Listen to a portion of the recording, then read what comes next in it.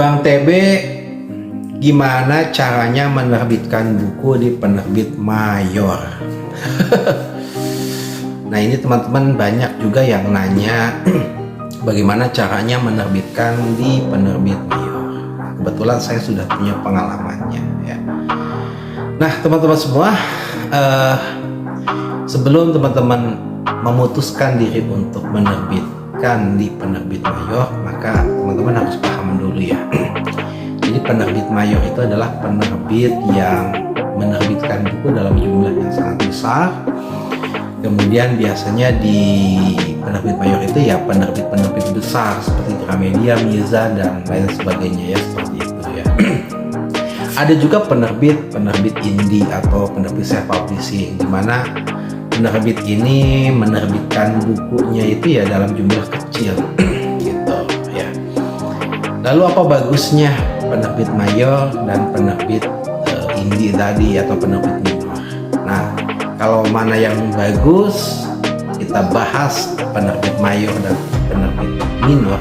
Saya akan siapkan satu video penjelasan khusus tentang dua model penerbitan itu, sehingga nanti teman-teman bisa pertimbangkan. Nah, di video kali ini saya ingin fokus dulu bagaimana cara menerbitkan di penerbit mayor ya.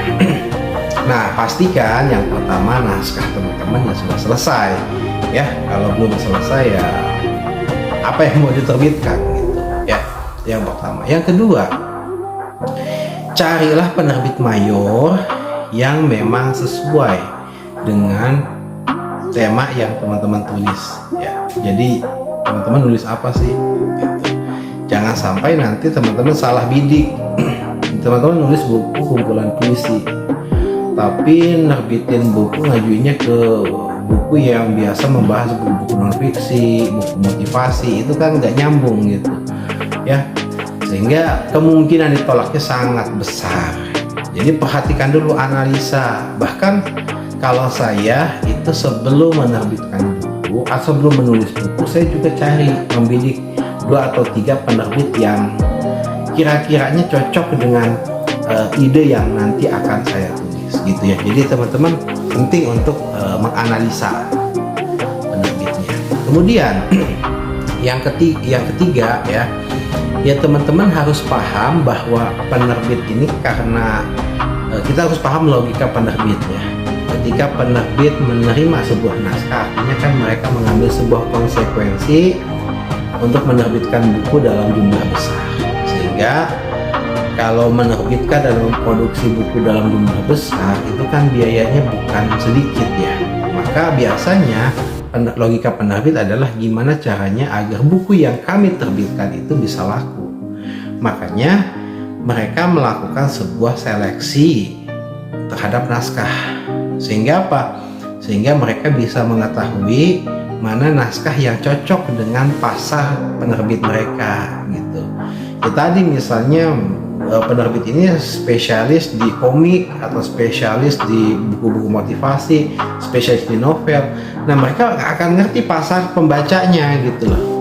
Jadi di situ mereka tinggal nanti sesuaikan, oh ini novel ini cocok deh untuk pasar anak-anak karena kami menargetkan untuk anak-anak gitu. Jadi teman-teman harus paham ya. Nah, sehingga karena penerbit ini sangat selektif, penerbit mayor, maka dia akan melakukan sebuah seleksi yang sangat ketat. Nah, maka sebagai penulis pemula, teman-teman boleh pede, boleh punya ambisi untuk menerbitkan di penerbit mayor, tapi coba sisakan kekuatan mental Anda ketika misalnya naskah teman-teman ditolak ya. Saya sendiri sampai 14 kali ditolak dan alhamdulillah saya masih terus ngirimin naskah sampai naskah saya diterima ya. Kenapa? Karena saya ngerti, pertama saya ingin mengetahui apakah tulisan saya layak atau tidak. Kalau diterima berarti layak, kalau nggak diterima berarti belum layak gitu. Jadi seperti itu teman-teman semua. Jadi kita harus ngetes gitu. Jadi sebagai ukuran kapasitas dari tulisan kita.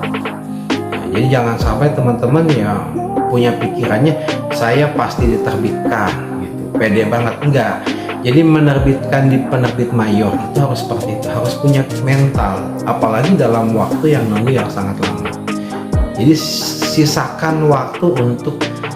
sisakan kekuatan untuk tahan mentalnya gitu. Gagal kirim lagi, begitu ya.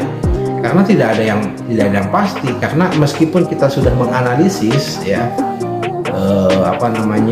penerbit A ya, tapi ya belum tentu, karena kan ketika menerima sebuah naskah ya, tim redaksi dari penerbit itu kan berdiskusi kira-kira ini oke apa enggak.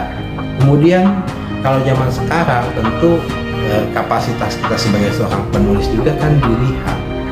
Ini kita nih aktif tidak di sosial media, berapa follower kita, ini juga sangat mempengaruhi. Kenapa? Karena kalau kita aktif di sosial media itu kemungkinan diterimanya jauh lebih banyak gitu. Kenapa? Karena nanti kita pun bisa membantu penerbit untuk meningkatkan penjualan gitu ya. Jadi teman-teman semua, gimana sampai di sini masih mau nggak menerbitkan di penerbit mayor?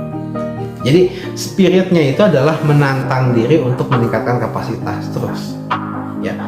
Coba kirimkan, apalagi teman-teman yang sama sekali belum pernah menerbitkan di penerbit mayor dan harus dicoba gitu, ya. Kalau biasanya teman-teman menerbitkan buku di penerbit indie yang sudah pasti diterbitkan, nah coba tantang diri untuk mengirimkan naskah ke penerbit mayor ya. Terus kirimkan lagi gitu ya. Ya memang capek, tapi begitulah, ketika teman-teman sudah ngerti bagaimana cara menerbitkan di penerbit mayor ya enak, teman-teman tinggal mendapatkan royalti yang secara konsisten gitu. Apalagi kalau terus-terusan nulis buku ya, 1 tahun bisa 2 atau 3 buku yang diterbitkan, itu kan royaltinya makin banyak, teman-teman makin asik gitu ya. Semoga ini juga menjadi tantangan untuk teman-teman yang mendengarkan video ini untuk lebih semangat lagi dalam menulis. Terima kasih.